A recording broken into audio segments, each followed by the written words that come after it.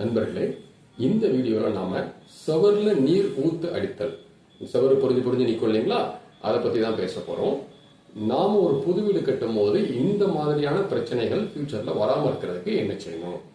இப்போ நீங்க பாருங்க, லைவா நம்ம கட்டிட்டு இருக்கிற வீடு இது. இதுல எப்பவும் போல நம்ம பேஸ்மெண்ட் போட்டிருக்கோம், அப்புறம் உள்ள பிளாஸ்டரிங் பண்ணியிருக்கோம். இந்த பிளாஸ்டரிங் முடிஞ்சதுக்கு அப்புறமாக நாம பிட்டுமன் பேஸ்டு ப்ராடக்ட்ஸ் இருக்குங்க, இதுக்குன்னு அதை டேம்ப் ப்ரூஃப் கோட்டிங் அப்படின்னு சொல்லி நம்ம சொல்லுவோம். சரிங்களா? இது வந்து நிறைய கம்பெனிஸ்ல போடுறாங்க. உங்களுக்கு பிடிச்ச கம்பெனில நீங்க வாங்கிக்கோங்க. இதை 2 கோட்டிங் நீங்க நம்ம இந்த வீடியோல காமிச்சிருக்கிற மாதிரி நல்லா அப்ளை பண்ணிட்டு 2 நாட்கள் நல்லா காய விட்டுட்டு அதுக்கப்புறம் நீங்க பேக் ஃபில்லிங் பண்ணி ஃப்ளோரிங் போட்டுக்கிட்டீங்கன்னா ஃபியூச்சர்ல இந்த மாதிரி சவுறு பொறிந்து வருதல், அந்த டேம்ப்னஸ் அப்படிங்கிற பிரச்சனை வராம கண்டிப்பாக நல்லபடியா இருக்குங்க. சரிங்களா?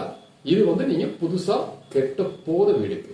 இப்போ நீங்க குடியிருக்கக்கூடிய உங்க வீட்டுல இந்த பிரச்சனை ஏற்கனவே இருக்குன்னா அதை என்ன செய்யணும்? அதை நம்ம கண்டிப்பா அடுத்த வீடியோல பார்ப்போம். சரிங்களா? பேனியன் பில்டர்ஸ் அண்ட் ப்ரீஃபேப்ஸ் உங்களுக்கு இந்த மாதிரி நல்ல நல்ல வீடியோஸ் கொடுத்துட்டே இருக்கிறோம். தொடர்ந்து பாருங்க, என்ஜாய் பண்ணுங்க.